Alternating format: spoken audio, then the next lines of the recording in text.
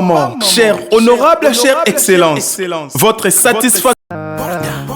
Oji mamacita, Oji mamacita, tu te demandes qui de moi de nous pour t'acheter des cimasa. Vas-y mamacita, Oji mamacita, en plan ensemble je t'ai dit je t'aime à travers le mininga. Oji mamacita, tu te demandes qui de moi de nous pour t'acheter des cimasa. Oji mamacita, en plan ensemble je t'ai dit je t'aime à travers le mininga. Quand je pense à toi je suis pas allé, je suis BG encore. Tu t'en fous de mes reproches et de mes erreurs qui sont moches. La bonne j'arrange mes souvenirs dans la rage, je deviens rage. Quand je suis dans le... Mbote la famille, mbote bande konangai. Donc awa to uti boulevard, to katisi sikoyo. Tozo mata po to kota na venia liboso. Ne to lobaki ke lupang oyo tozo ngisonso lelo par rapport ya morcellement au moko de salamaki et moko etikali dans to uti boulevard a to na entrée oyo kendara cimetière ya Kinkole. Mais tozo kota na venia liboso oyo koti na gauche. Hein, avenir liboso koti na gauche.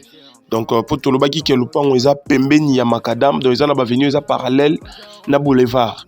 Donc o eza avenue donc to uti boulevard, to koti sko to kota avenue kota. Voilà donc avenue yango yo, je crois que avenue o eza parallèle na boulevard Lumumba yango yo. Et lupango to tala eza 4e ou 3e parcelle na makadam. Donc to moni babwa ki bazelu to sauter, to en choiter, to luka toujours to sauter pour to kende, mais l'axe en distance na makadam. Voilà donc distance na makadam yango wana.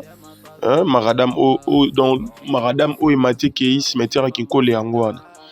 Et awa toza déjà liboso ya lupang oto ekotala, lupang to ekotala yango yo. Oto l'axe na ndenge ya avenue oto lobeza pembeni na makadam.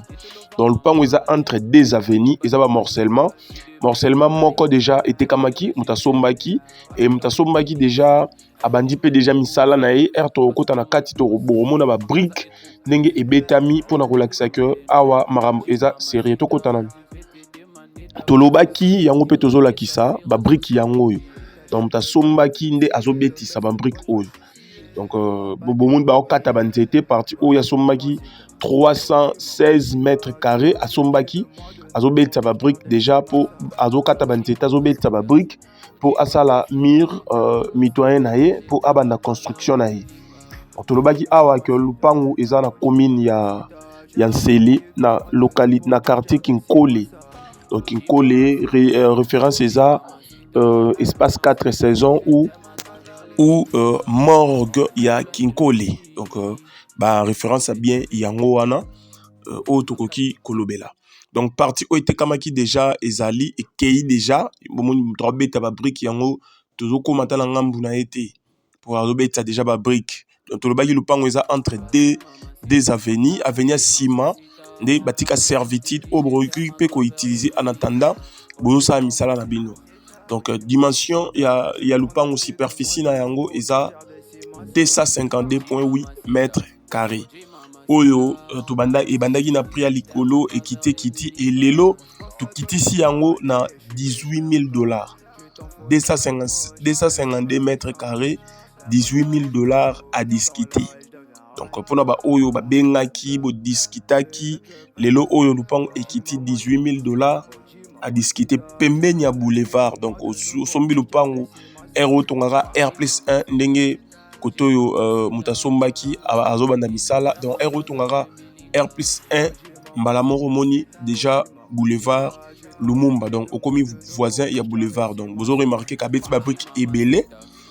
Donc lupango eza yé pour ba kata déjà ba nzete ndenge yé asombaki. Donc awa lupango eza couvert na contrat de location ou soit ba document il y a affaire foncière ou ba tumisuba lo ba document il y a cadastre il y a ngonde ezo couvrir lupango oyo.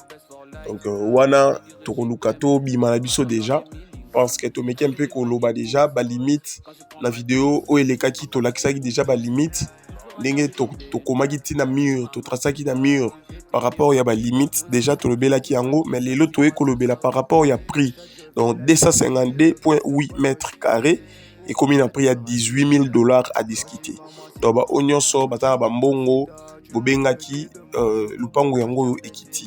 To lobaki yango tozola kisa oyo servitude donc le concession au mobimbalo mapango nyonso eza aizalaki ya mutu moko yenda tekaki et atikaki servitude ya 4 mètres na ndenge ya avenue ya sima avenue munene mutu eza na sima atikaki servitude ya 4 mètres yango ato mona dans macadam eza so aussi simir ya rose o place ba moto ezoleka liboso wana yango wana nde macadam donc macadam et continue ekei ti esika ekekuna tolobi lupango eza 252 mètres carrés 252,8 mètres carrés oyo ekiti na prix ya $18,000 à discuter. Donc na bandeli awa toza na commune ya Nsele na Kinkole o babengaka Kinkole entrée ya donc référence eza espace 4 saisons ou morgue ya Kinkole.